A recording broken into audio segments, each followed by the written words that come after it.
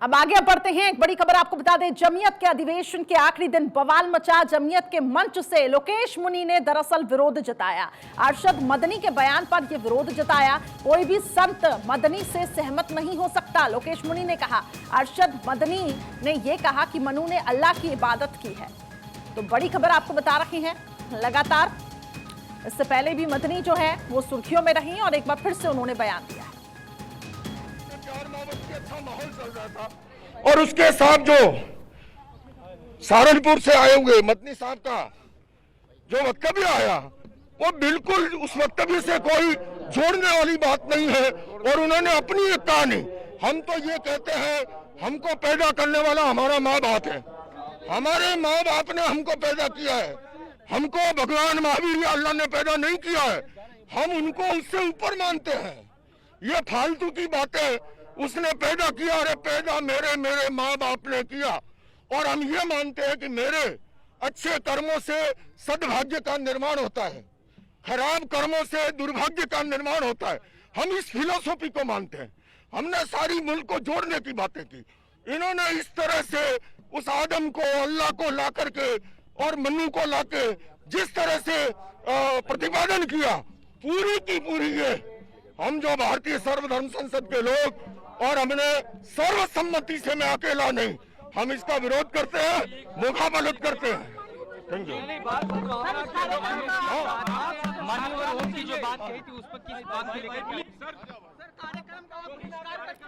तो मदनी ने कहा कि मनु ने अल्लाह को इबादत की। जमीयत के अधिवेशन के आखिरी दिन दरअसल ये बवाल मचा और उसको लेकर लोकेश मुनि ने काफी ज्यादा नाराजगी भी व्यक्त की। जमीयत के मंच पर आपको बता दें ये विवादित बयान, और साफ तौर से यहाँ पे कई हालात खराब होते हुए भी दिखाई दिए। और बड़ी खबर आपको बता रहे हैं, जमीयत के अधिवेशन के आखिरी दिन बवाल, जहां पे बयानबाजियां जोरों पर हुई। जमीयत के मंच से लोकेश मुनि ने विरोध किया। नहीं, ये सब बेकार की बात है। ये सब अपनी अपनी कहानियां हैं, अपनी अपनी ढपली, अपनी अपनी राग है। इन कहानियों में मैं जैन दर्शन को मानता हूँ। मैं ये मानता हूँ कि मुझे पैदा मेरे माँ बाप ने किया है। कोई भगवान पैदा नहीं करता। भगवान तो राग देश से ऊपर होता है, भगवान आसक्ति मोह से ऊपर होता है, भगवान अटैचमेंट से, हेट्रेड से ऊपर होता है। उसको बीच में घसीटने की जरूरत नहीं। जो मदनी साहब थे वो ये कह रहे थे कि सभी जो हैं वो इस्लाम के, मैंने जितना कहना आपको कह दिया, अब आप इसका विश्लेषण कीजिए। मैं बताऊं तो जैन गुरु ने आपत्ति जताई। उन्होंने कहा कि भगवान इन सब चीजों से ऊपर होता है, क्यों आखिर भगवान को बीच में लाया जा रहा है। जमीयत के अधिवेशन के आखिरी दिन ये बवाल मचा है। ये मनु, ये आदम, ये अल्लाह, उसकी संतान, उससे कोई सहमत नहीं है। ये इनकी अपनी कहानी है और मैंने माइक से वहां विधिवत विरोध दर्ज कराया। तो मनु और ओम एक है, ये बयान दिया और उसके बाद देखिए किस तरीके से ये विवाद छिड़ा है। मदनी के बयान की हर तरफ निंदा की जा रही है और ये कहा कि कोई भी संगठन जो है वो इस पर सहमत नहीं है। जैन गुरु ने अब आपत्ति जता दी है। क्या कुछ कहा गया अरशद मदनी की तरफ से वो आपको सुनवाते हैं, जिसके बाद ये दरअसल बवाल मचा है। तारीख को जानते हैं वो जाहिल हैं, ना वो अपने मजहब की तारीख को जानते हैं। मैं जो बात कह रहा हूं वो कह रहा हूं और सही कह रहा हूं। मैंने इस मसले पर गौर किया है।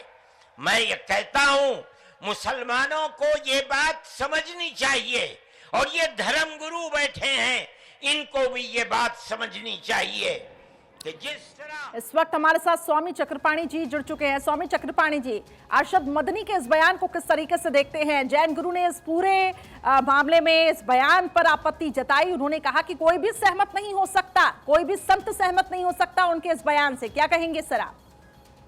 देखिए, विनाश काले विपरीत बुद्धि, निश्चित रूप से मदनी साहब की बुद्धि खराब हो चुकी है। और जिसकी अपभ्रंश हो पा रहे मन्नू की, तो मन्नू महाराज को हमारे यहाँ जिक्र है पुराणों में कि भगवान विष्णु ने मत्स्य का रूप धारण करके और मनु जी को नौका बनाने का वो किया, और उसके बाद सृष्टि जब प्रलय आई तो अब उसको अपभ्रंश से अपने ऊपर कर लिया उन्होंने। तो सवाल इस बात का है कि मनु जी थे कौन? मनु महाराज तो हमारे सनातनी थे, तो भाई तुम भी तो सनातनी थे। तो इसलिए सनातन धर्म के अगर जो हिस्सा हो तो ठीक है, उस पर गर्व करो। लेकिन इस्लाम तो था ही नहीं, इस्लाम तो 500 कुछ ईस्वी में आया। और ये कहते और 629 में पहला मस्जिद केरल में बना, वो भी हिंदू राजा ने बनवाया। तो जिस हिंदुओं ने इनको मस्जिद के लिए हिंदुस्तान में स्थान दिया, उन्हीं को बता रहे कि तुम तो हमारे ही थे भाई। यानी कि पोते कहे दादा से कि भाई तुम तो हमारे ही बच्चे हो। तो ये सब मूर्खतापूर्ण बातें हैं, विनाश काले विपरीत बुद्धि। इन लोगों को सिर्फ देश में किसी भी तरीके से आग लगाने का इन्होंने पाकिस्तान से, बांग्लादेश से सुपारी ले रखा है। आप देखो कि यहाँ पे भड़काऊ भाषण देते हैं और बांग्लादेश में हमारे 14 मंदिर को तोड़ दिया गया, पाकिस्तान में हमारे हिंदुओं पे अन्याय हो वही रहा है। चीज मैं आपसे समझना चाहूंगी चक्रपाणी महाराज जी, आखिर सनातन पर ये बार बार प्रहार क्यों? क्या इतना इजी है कि कोई भी आके किस तरीके के बयान दे के चला जाता है? एक एक्शन सख्त होना चाहिए, इस पे सभी को साथ आना होगा।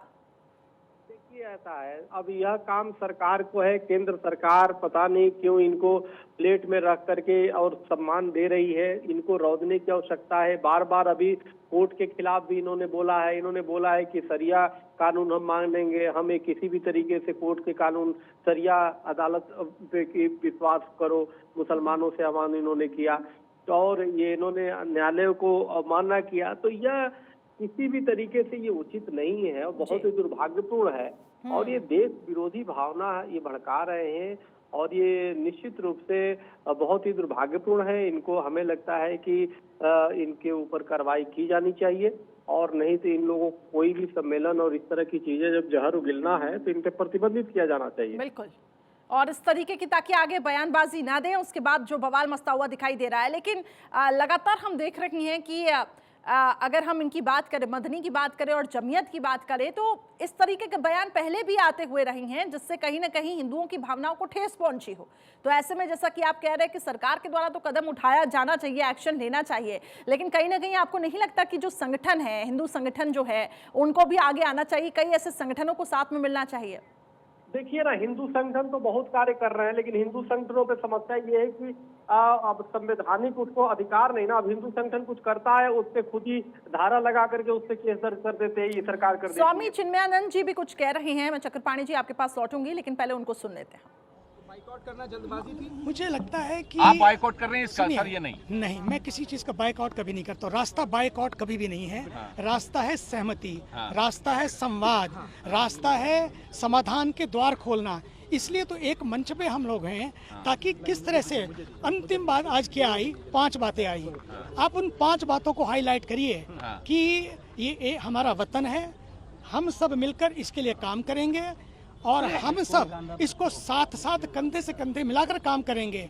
और जैसा कि मैंने कहा, खासकर मैंने कहा, एक बात को बहुत जोर देकर कहा कि पूरे विश्व में कोई बात आती है, ये बात आती है कई बार, नाम मुसलमान का आता है, लेकिन आज की इस मंच। तो स्वामी चिन्मयानंद जी को आप सुन रहे थे, साफ तौर से कह रहे थे कि सहमति बहुत जरूरी है, बॉयकॉट रास्ता नहीं है। चक्रपाणी महाराज जी लगातार हमारे साथ बने हुए हैं। कितना सहमत है चक्रपाणी महाराज जी आप इन बातों से? क्योंकि ये कहा जा रहा है कि इस बातों में बहुत जरूरी हो जाता है कि आप सहमति नहीं जताइए, एकजुटता दिखाइए, बॉयकॉट एक कोई रास्ता नहीं है। किसकी बाइकआउट की बात कर रहे हैं जी? किसकी सहमति की बातें कर रहे हैं स्वामी चिन्मयानंद जी? उनका ये कहना है कि अगर हम ये कहें कि इस तरीके के जो बयान आ रहे हैं उनको बॉयकॉट कर लेना चाहिए, और मदनी की तरफ से भी जो बयान दिया गया है उस बयान में सहमति नहीं जतानी चाहिए, तो बेहतर होगा। बहुत जरूरी हो जाता है कि इस वक्त सब एकजुट होकर आगे काम करें। नहीं, उससे सहमति जताने की क्या बात हो, तो उलझुल भाषा बोल रहे, देश विरोधी बातें वहां पे बोला जा रहा है, उसकी क्या सहमति कोई जताएगा? उसका तो विरोध होना ही चाहिए, उनके खिलाफ तो कार्रवाई होनी चाहिए। बिल्कुल। और हाँ, इस तरह की जो बातें कर रहे हैं वो किस दबाव में बोल रहे हैं स्वामी चिन्मयानंद जी, तो वो जाने, या कोई भी स्वामी अगर बोल रहे हैं तो। लेकिन सहमति किसी भी कीमत पे इस तरह की बातों को, इस तरह की बयानों को जो अदालतों के खिलाफ बोले, तो 3 तलाक कानून बना उसके खिलाफ बोले, उससे क्या सहमति बनेगा? बिल्कुल बिल्कुल ठीक कहा आपने। बहुत बहुत शुक्रिया फिलहाल जुड़ने के लिए, क्योंकि लगातार इस खबर पे हमारी नजर बनी हुई है।